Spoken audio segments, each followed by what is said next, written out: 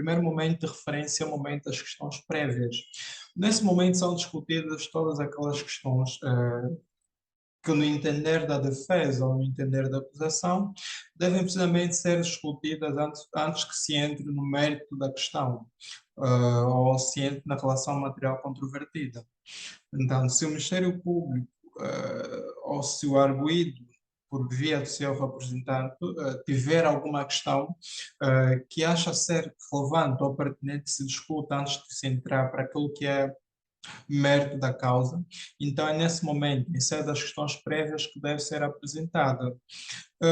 Tal como informei, o momento das questões prévias é previsto no artigo 386, no número 1.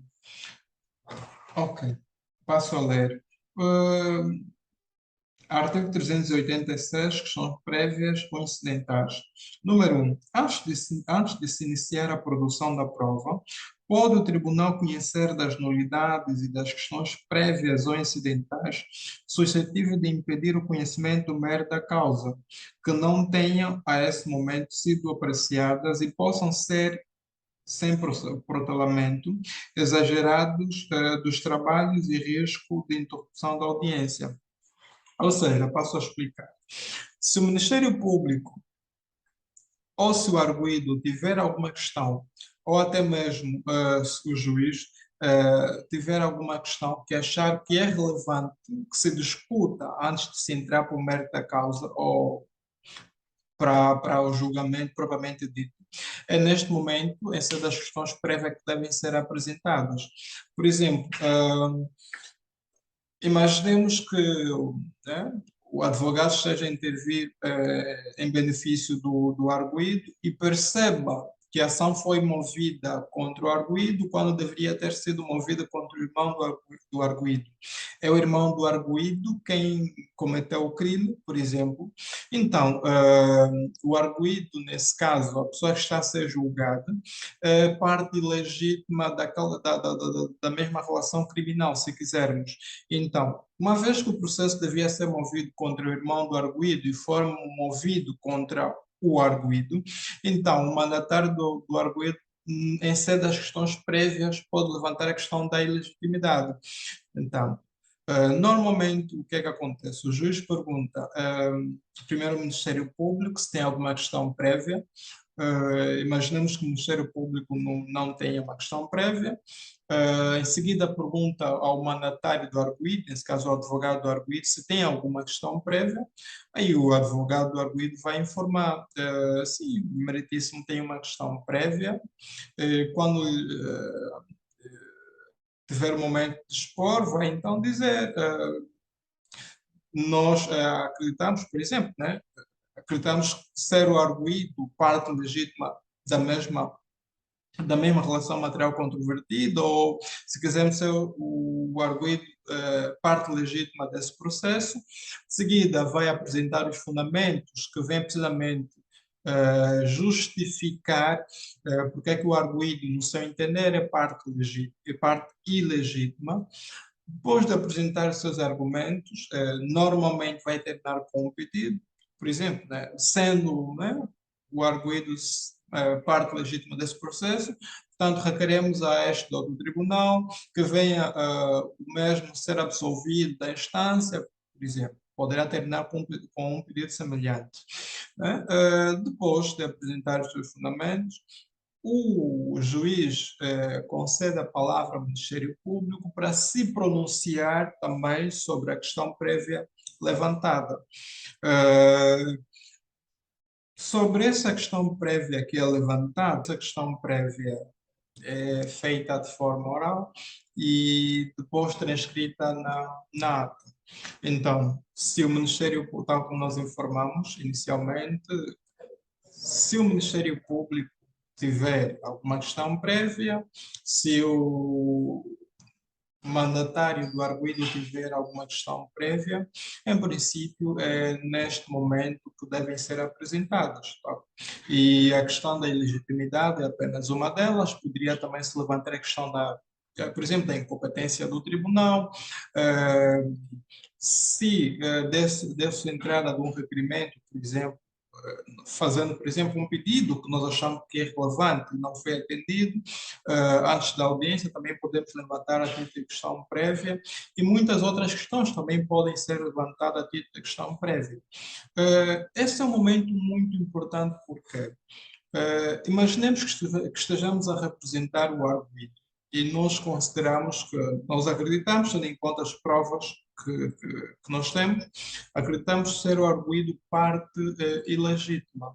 Então, não faz, não, acredito que do ponto de vista estratégico, não faz sentido nós cansarmos o arguido com todo o julgamento para que no final tenhamos a decisão, mesmo até que em favor do arguido, processo em sede das questões prévias. Terminar por quê?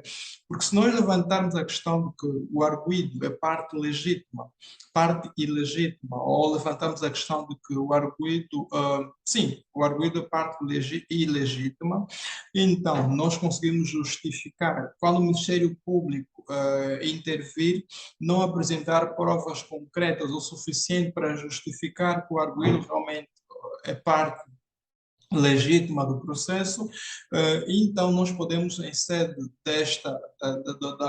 da decisão das questões prévias, ter uma decisão em nosso favor, tal como eu informei inicialmente. Depois de nós apresentarmos os fundamentos para aquilo que é a nossa questão prévia, normalmente termina-se com um pedido.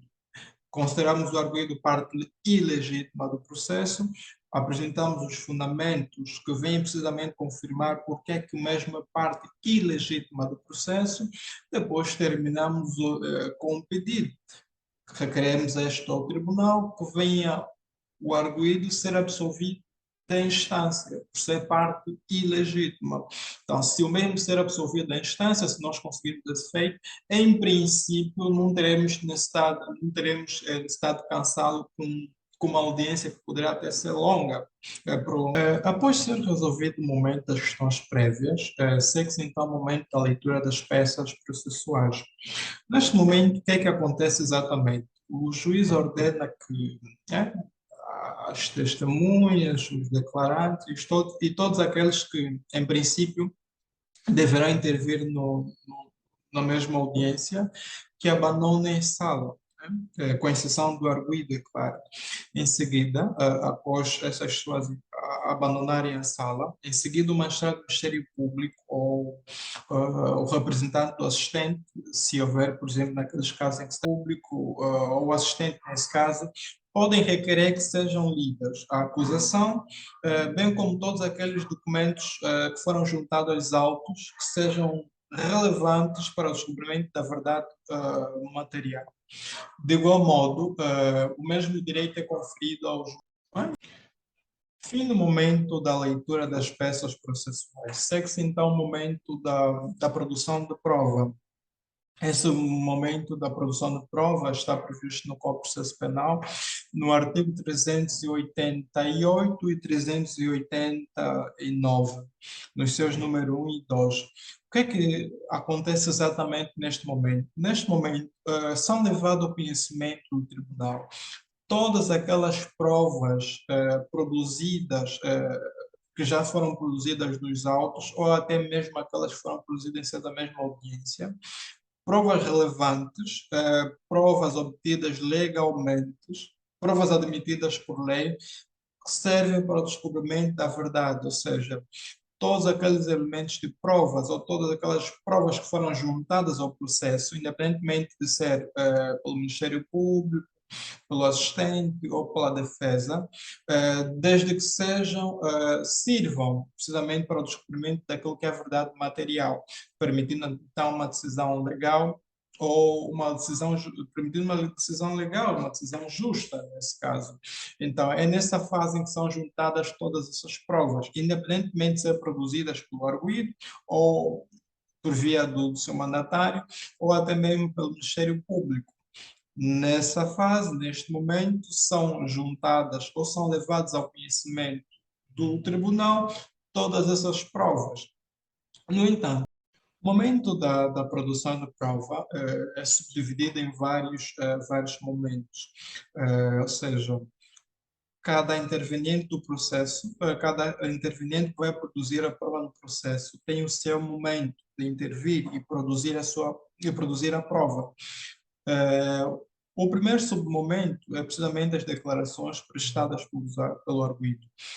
O que é exatamente as declarações prestadas pelo arguido? Traduzem-se nas respostas que vão ser dadas ou não pelo arguido em sede da fase do interrogatório. Ou seja, o arguido inicialmente é interrogado sobre a sua identidade e os antecedentes criminais e depois é interrogado sobre os factos de que vem acusado, os factos que constituem crime. Bem, é de se esperar que previamente o arguido seja instruído, seja informado pelo seu advogado sobre o que deve ou não deve acontecer em sede desses dois momentos. Não obstante, a lei preveja a obrigação do juiz de informar ao arguido que no primeiro momento, que é o momento do interrogatório sobre a identidade pessoal e sobre os antecedentes criminais, nesse momento o arguido, as questões que são feitas nesse momento, o arguido deve responder com a verdade, sob pena de ser responsabilizado criminalmente. Já sobre a matéria criminal ou sobre factos que vem acusado, o arguido não tem qualquer obrigação de responder. E por exemplo, o que é que normalmente acontece? Olha, o senhor fulano vai ser interrogado, isso, claro, tem de ser feito antes da audiência começar. Olha, vai ser feito algumas questões, vai ser interrogado inicialmente sobre a sua identidade e sobre antecedentes criminais. Sobre essas questões, deve necessariamente responder e responder com a verdade, sob pena de ser responsabilizado criminalmente. E depois dessas questões, o juiz, né, e o Ministério Público, até mesmo eu, como teu advogado, vamos colocar algumas questões sobre os factos que constituem crime de que vem acusado.